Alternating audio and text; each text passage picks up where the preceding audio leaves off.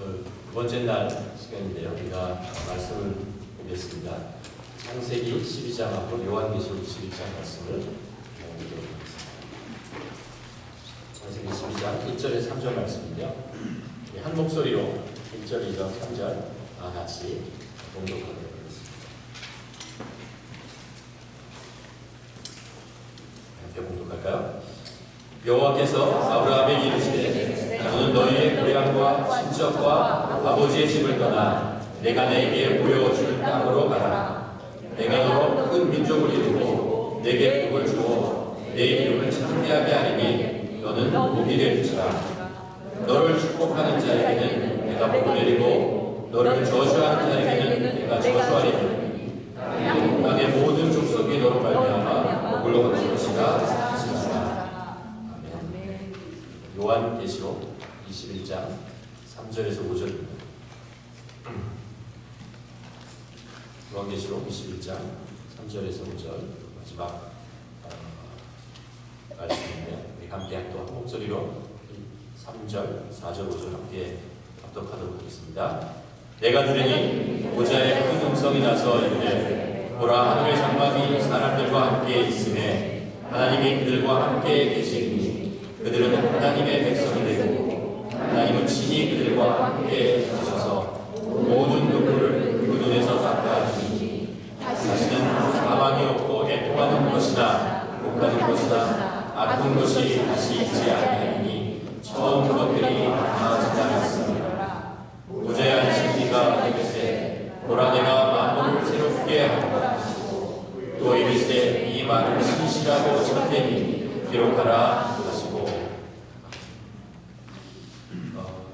오늘 황민민 선교사님하고 아침에 비전센터에서 선교에 대한 동향 이런 것들을 좀 나누었는데 그중에 이런 통계가 있었습니다. 세계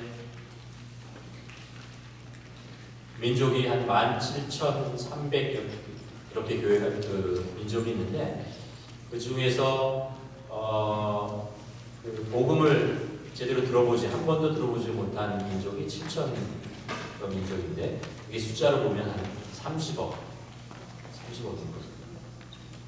그리고 세상에 사용하고 있는 언어가 한 7천여 언어가 되는데 그 중에 신구약 성경을 다 가지고 있는 언어는 한 701개 교회 언어밖에 안 된다고. 가만히 생각해보면 성경을 모르면 성경이 없으면 어떻게 신앙생활할까 이런 생각도 하고 복음을 전하는 사람이 없으면 이들이 어떻게 복음을 전할까 어떻게 예수님을 만날까 이런 생각도 한 그런 질문을 많이 해보게 되었습니다. 오늘 황현민 선교사님이 그 전체 이야기 우리가 속한 이야기라는 성경의 하나님의 역사가 어떻게 구원의 역사가 어떻게 이루어지고 그것이 바로 우리들의 역사 우리가 속한 구원의 역사라는 걸 이제 말씀해 주실 텐데 그 말씀을 이렇게 들으면서 감사하는 마음이 있었으면 좋겠고요. 또 하나는 이 하나님의 구원의 역사에 들어오지 못한 민족과 사람들이 많이 있다는 것을 우리가 기억하는 그런 시간이 되었으면 좋겠습니다. 오늘 목사님 나와서 말씀 전할 때 위에 도전이 되는 그런 시간 되기를 바랍니다. 목사님 초대합니다.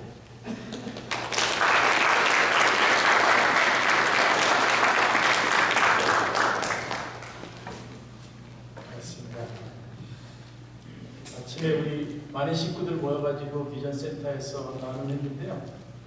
우리 제가 제자 하나, 김병 목사님 제자 하나 키웠네요. 그 통계를 어떻게 이렇게 딱 기억하고 있어요? 그것도 메모해 놓은 게 아니라 그냥 머릿속으로 이렇게 멘탈 노트로 이렇게 기억하고 계시네요. 그렇습니다. 때때로 하나님의 나라가 어떻게 진행되고 있는지 서로 업데이트하면서 그 하나님의 나라 완성 가운데 우리는 어떤 자리에 있는지 어떤 역할을 하는지 돌아보는 것 참 건강한 체크업입니다. 그런 일이 우리 교회 안에 정기적으로 있었으면 좋겠습니다. 그리고 오늘 제가 이제 나눔하려고 하는 건 어저께만큼 큰 이야기입니다. 어저께는 3On을 가지고 온 세상에 온 교회가 온전한 복음을 전하는 것, 그것이 하나님의 나라의 해결되는 문제이고 복된 백성들은 그 생각을 늘 가지고 하나님과 동역해야 됩니다라고 하는 이야기 했었잖아요. 오늘은 어제 못지않게 큰 이야기입니다. 오늘은 성경의 이야기가 메타 내러티브, 그 좀 넓은 높은 관점에서 봤을 때 어떻게 구성되어 있는지를 여러분과 좀 나눠보고 그 이야기 가운데 내가 속한 이야기가 어디이고 그것이 어떤 의미인가를 좀 나눠보려고 합니다. 오프닝을 하기 위해서 이런 생각 좀 해봤습니다. 그 믿음이 좋다라고 할 때 그 믿음이 좋다는 건 뭐를 의미하나? 이런 거 한번 생각해 보셨어요? 믿음이 좋다는 게 뭐지? 믿음은 어떻게 좋아지지? 뭐 이런 생각해 보시죠, 그죠? 그런데 제 마음속에 드는 생각은 이런 겁니다. 믿음이 좋아지는 것은 이 요소가 결여되고는 절대로 가능하지 않다고 생각합니다. 그건 뭐냐면 믿음의 대상에 대한 이해가 좋아야 믿음이 좋은 거죠. 그렇죠? 내 마음이 믿는다, 확신한다 이런 걸 반복해서 믿음이 좋아지는 것이 아니라 믿음의 대상에 대한 이해가 점점 깊어지고 넓어지고 할 때에 내 믿음이 좋아지는 거죠. 하나님이 어떤 분이신지에 대한 이해가 깊어질 때에 내 믿음이 견고해집니다. 그거에 동의하시나요? 그렇죠. 그러면 하나님에 대한 이해가 어떻게 깊어지느냐라고 또 한번 물어보면 하나님이 스스로를 드러내신 성경 말씀에 대한 이해가 거기에서 만남이 점점 깊어져야지만 그 믿음의 대상인 하나님에 대한 이해가 깊어지고 믿음이 좋아지는 것으로 논리가 전개되게 되어 있습니다. 이 논리 하자가 있는 분은 오늘 끝나고 뵙도록 하죠. 네, 한번 얘기해 보도록 하죠. 뭐가 문제인지. 근데 제 생각이 그렇습니다. 근데 우리는 믿음이 좋다라고 하는 것을 다른 측면에서 자주 생각하는 것 같아요. 뭐 제가 특별히 예를 들어 설명하지 않겠지만 저는 그런데 확신하기는 믿음의 대상에 대한 이해가 깊어져야지만 믿음이 좋아지고 믿음의 대상에 대한 이해는 말씀에 대한 이해가 깊어져야지 되는 거 외에 다른 뭐가 있을까라는 생각을 해봅니다.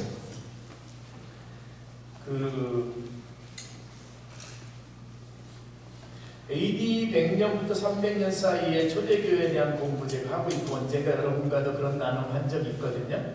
또 한 번 기회가 되면 또 못 들으신 분도 있고 잊어버리신 분도 있으니까 언제 한번 그 이야기를 나누려고 하는데 초대교회에 관련된 문서를 보다 보면 이런 표현이 나옵니다. 초대교회 AD 100년부터 300년 사이에 로마 제국에 있었던 초기 교회 또는 초대교회는요. 복음 전도자가 없었고 선교사가 없었죠. 그런 복음 전도를 할 수 있는 그런 사회적 여건이 아니었죠. 불법 종교였으니까 그리스도교가. 여기서 깜짝 놀라시면 어떻게 해요? 그게 생경한 이야기가 돼서는 안 되죠. 그렇죠. 불법 종교였잖아요. 그러니까 그리스도인들은 다 불법을 행하는 자들이었어요.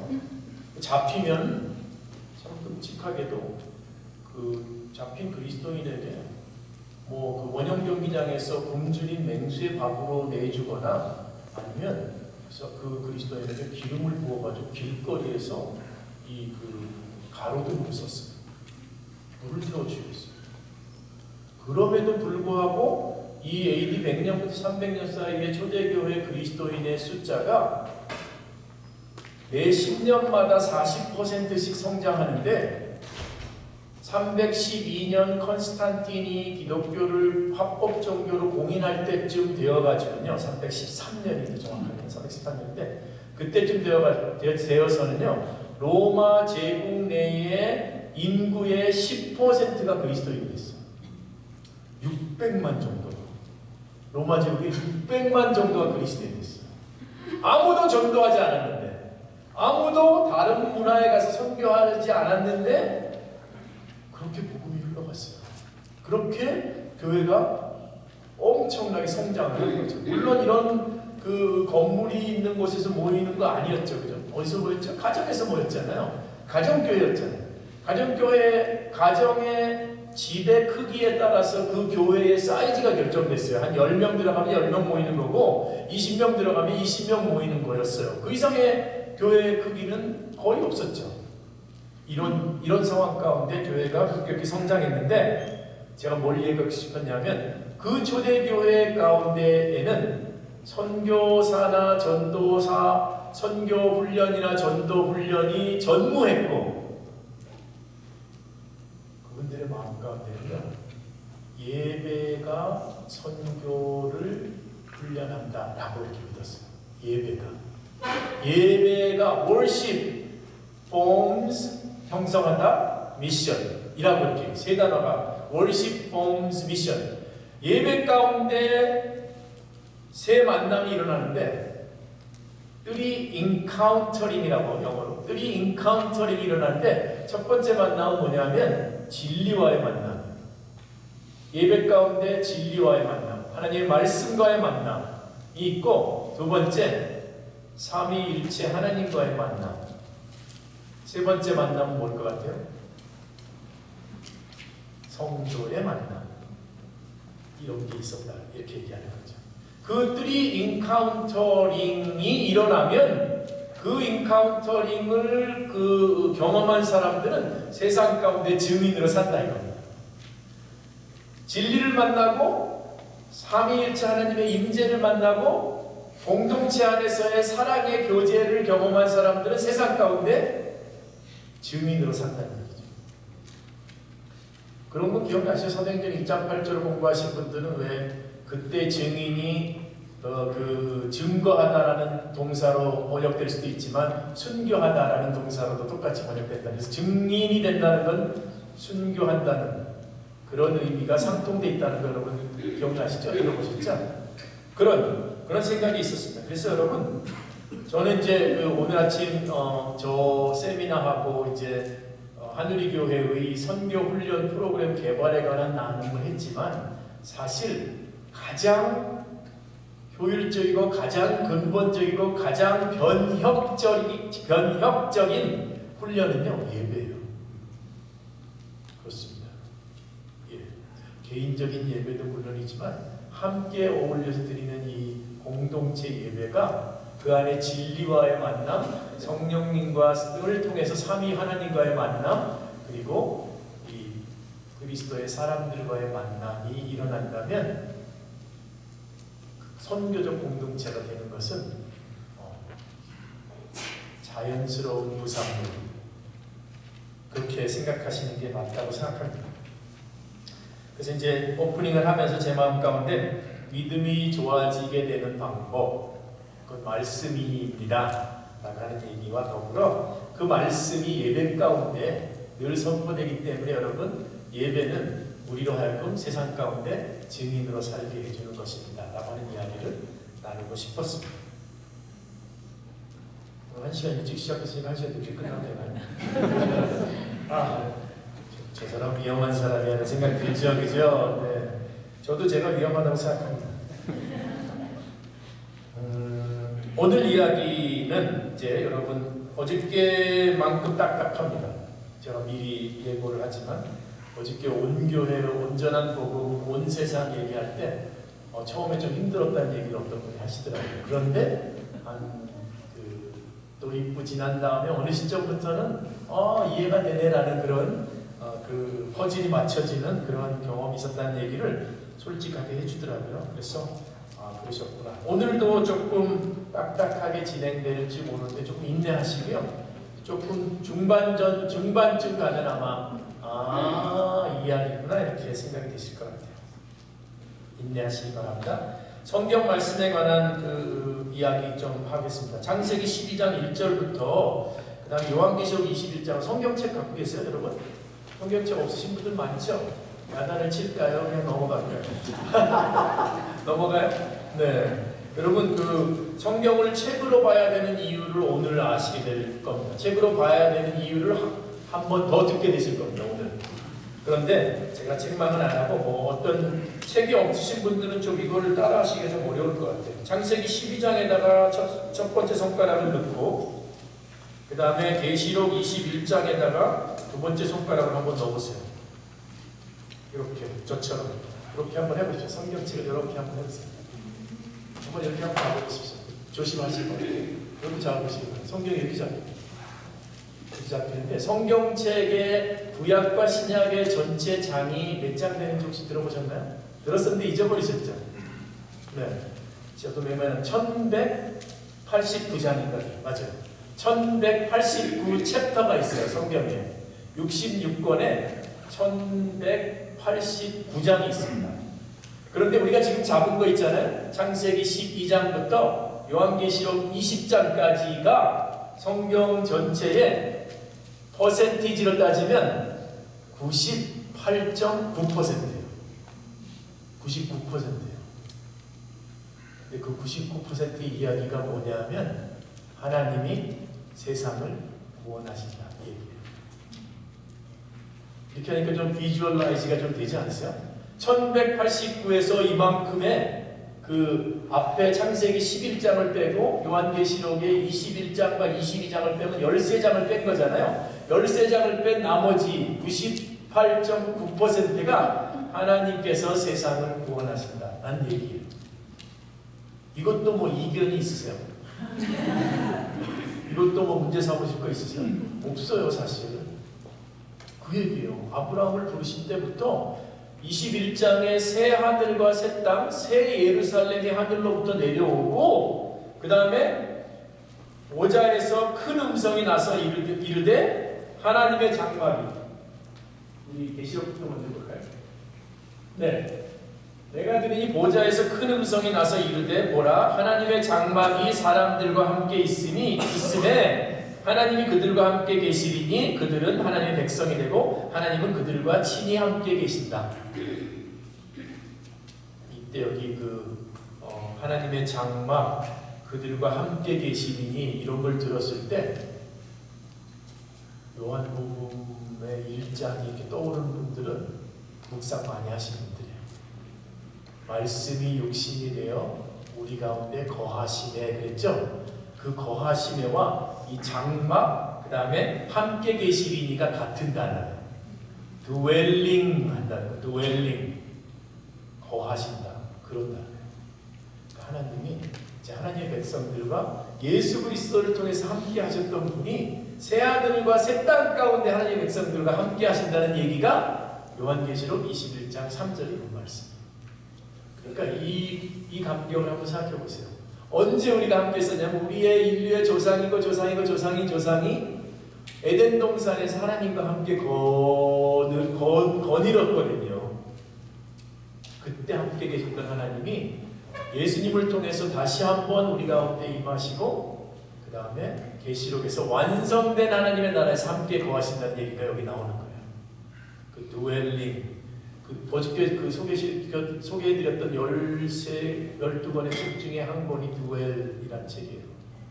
드웰, 머무신다, 거하신다, 임하신다, 장막 이런 게 테버네클 이런 게 다 연결되는 그런 개념입니다. 그걸 제가 이제 시각적으로 표현해드리고 싶었어요. 98.9%의 성경이 하나님의 구원, 구속에 관한 얘기라는 것. 그게 어디서 끝나냐면 요한계시록 21장이에요. 이제 새 하늘과 새 땅이 열리는 걸 보면서 그 환상을 보여주면서 22장이 마무리되는 거예요. 21장 3절 5절 보세요. 하나님께서 보좌에 앉으셔서 말씀하시되 내가 만물을 어저께 만물에 관한 얘기 했죠, 그죠? 만물을 영혼들만이 아니라 창조세계 전체를 새롭게 하노라. 하시면서 또 이르시되 이 말은 신실하고 참되니 기록하라. 그러니까 지금까지 기록된 모든 것들이 신실하고 참된 그런 말씀이라는 걸 다시 한번 여기서 확인하시는 그런 작업이 일어나죠.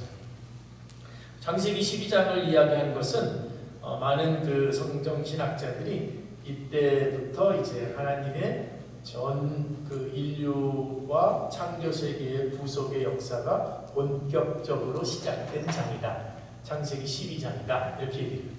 창세기 12장부터 이제 구속의 역사가 계시록 어디까지? 20장까지 가는 거예요. 이해되셨죠? 성경 개관을 한번 하신 거예요, 일단. 네네. 그런데 조금 더 한 가지 얘기할게요. 선교와 성경에 관한 이야기를 하는 데에 두 가지 관점이 있습니다. 성경과 선교에 관한 얘기를 할 때 두 가지 관점이 있어요. 하나는 여러분들이 익숙한 관점일 거예요. 성경에 어디에서 선교에 관해서 이야기를 하니? 라고 물어보면 여러분 뭐라고 대답해요? 성경의 어느 부분을 얘기하실까요?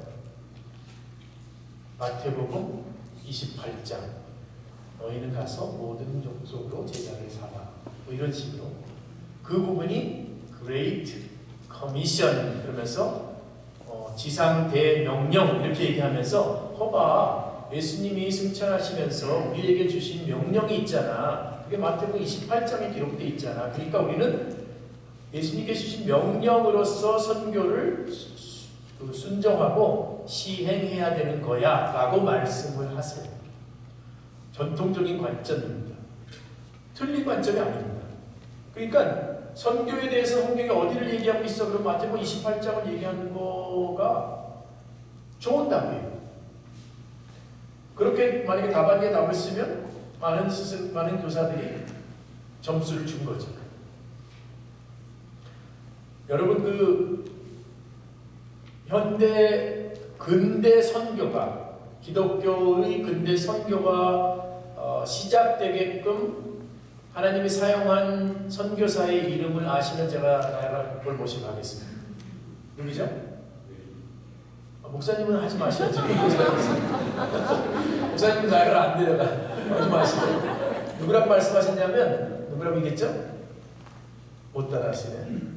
우리 그 정도는 알아야 됩니다. 선교 인물, 선교사 열전 이런 거 알아야 되는데 윌리엄 그 다음부터 라스트 네임이 안 나오네.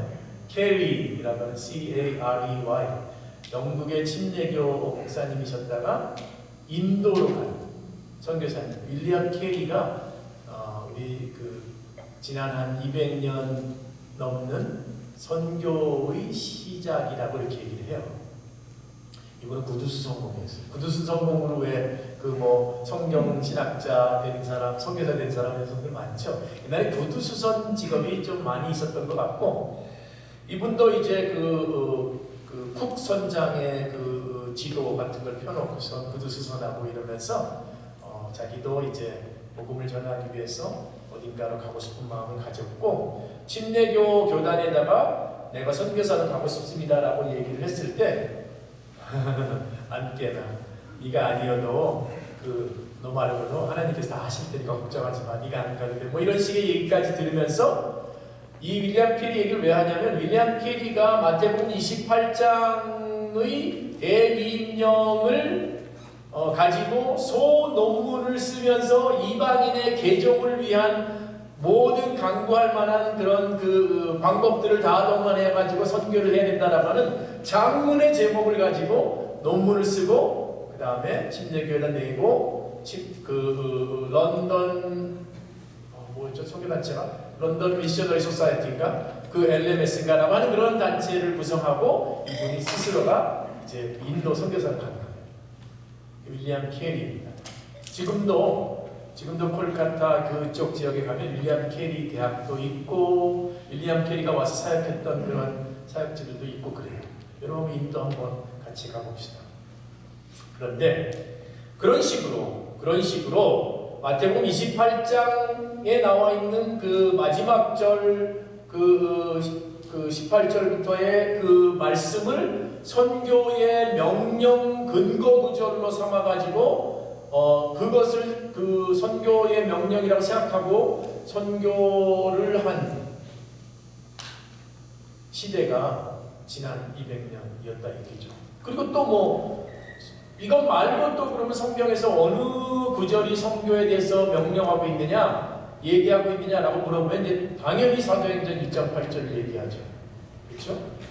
그 네 개의 지역을 얘기하면서 온 유대 사마리아 땅 끝까지 다 가가지고 복음을 전하라 내 증인이 되라라고 했던 것을 이야기하면서 그 말씀이 그렇게 했잖아. 성령이 너에게 임했으니 이제 다락방에 임하실 거니 임하면 너희가 온 세상으로 흩어져가지고 증인의 삶을 살아야 된다라고 하는 얘기를 근거구절을 삼고 그것을 순종하고 가는 거죠. 그런 일들이 이제 있었던 것, 이것을 보고 뭐라고 얘기하냐면 이제 이 말을 설명합니다. 성교와 성경의 관계에 관해서 설명하고 있는 거잖아요, 지금요. 그럴 때 성경의 어느 구절이 선교에 대해서 얘기하고 있느냐 했을 때 마태복음 28장, 사도행전 1장, 그 다음에 뭐 어떤 분은 시편, 67편 등등등을 이야기하면서 그 선교에 우리가 선교를 해야 된다라고 얘기하는 것을 그런 관점을 뭐라고 하냐면 이제 메모할 시간입니다. 선교의 성경적 기초 이렇게 얘기합니다. 선교에 대해서 성경이 뒷받침하고 있는 성경의 내용들이 뭐냐라고 하면 그런 이야기를 하는 거예요. 그게 한 관점이에요. 선교의 성경적 기초가 있다는 거죠. 선교를 해야 되는 성경이 이야기하고 있는 기초 구절들이 있다는 얘기죠. 성경에 근거를 두고 있는 그런 말씀들이 있다는 얘기예요. 알아들으셨죠? 뭐라고요? 선교의 성경적 기초. 영어로는 Biblical Basis of Mission 이렇게 얘기합니다. Biblical Base, 성경적 기초죠. 뭐에? 미션의 성경적 기초 이렇게 얘기하는 거죠.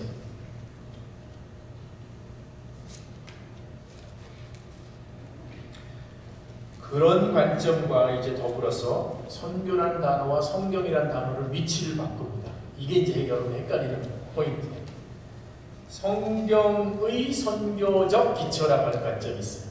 아까는 선교의 성경적 기초였죠. 이번에는 성경의 성교적 기초. 어느 게 기초라고요? 선교가 기초야. 선교라는 기초 위에 성경이 놓여져 있다는 얘기죠. 그러니까 성경의 특정 구절이 선교를 얘기하는 것이 아니라 성경의 전체가 선교를 얘기하고 있습니다라고 보는 관점이에요. 두 관점이 부딪히죠. 첫 번째 관점은 성경의 여기가 선교를 얘기하고 있다는 건데, 두 번째 관점은 성경의 쭉 전반적으로 선교를 얘기하는 겁니다 라고 얘기하는 거죠.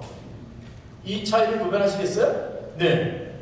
오늘은 여러분에게 첫 번째 관점인 선교의 성경적 기초, 마태복음 28장, 사도행전 1장 등을 버리진 않되 거기에 그 관점에만 머물지 마시고 아까 우리가 잡아본 것처럼 성경의 1189 챕터의 성경에 창세기 12장부터 요한계시록 20장까지가 하나님의 구속의 역사를 기록해 놓은 것이다 라고 하는 관점인 성경의 선교적 기초 관점에서 성경을 보는 그런 작업을 해보려고 합니다.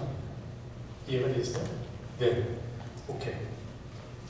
그런 이야기는 어떻게 펼쳐지냐면 선교는 성경 이야기의 중심입니다 라고 하는 얘기죠. Centrality of mission to the biblical story.